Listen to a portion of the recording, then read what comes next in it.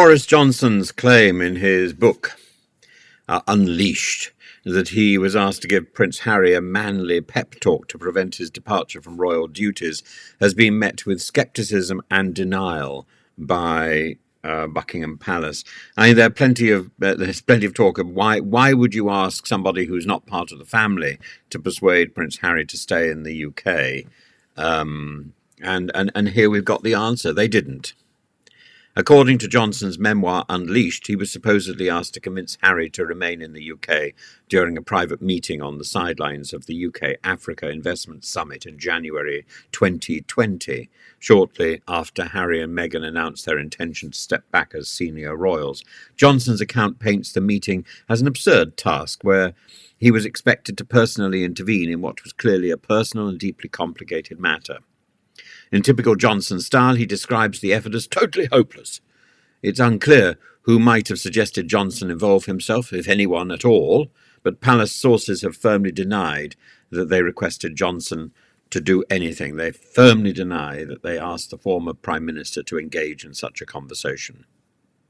The timing of this revelation as Johnson promotes his memoir is curious, given that Harry and Meghan's decision to step back from royal life has long since passed into history. The Duke and Duchess of Sussex have since relocated to Montecito, California, and built their new life far removed from the British monarchy, while Johnson's own time in office has been marked by various scandals, leading to his eventual resignation as Prime Minister. I don't know whether Montecito or whether the new Johnson pad are even to be compared.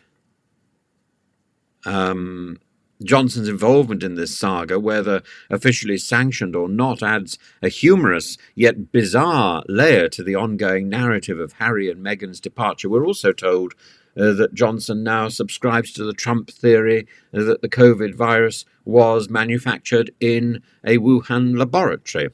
I would say, well, of course it was. But, as time goes by, you get more information. It's not that Johnson is changing his mind. It's that Johnson's accommodating his narrative to the passage of history as events progress. As the facts change, I change my mind, says John Maynard Keynes, apparently. All of this highlights how even British politicians occasionally find themselves entangled in a royal drama, a dynamic reflective of the complex interplay between the UK's political establishment and the monarchy.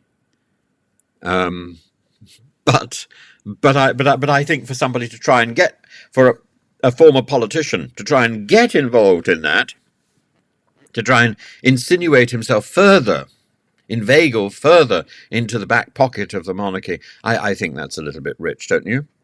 Ultimately, both Johnson and the Sussexes have moved on to different stages in their lives, one penning memoirs and the other building a new identity across the Atlantic. But the gossip and the speculation surrounding their intersection will surely keep both camps in the public eye for years to come.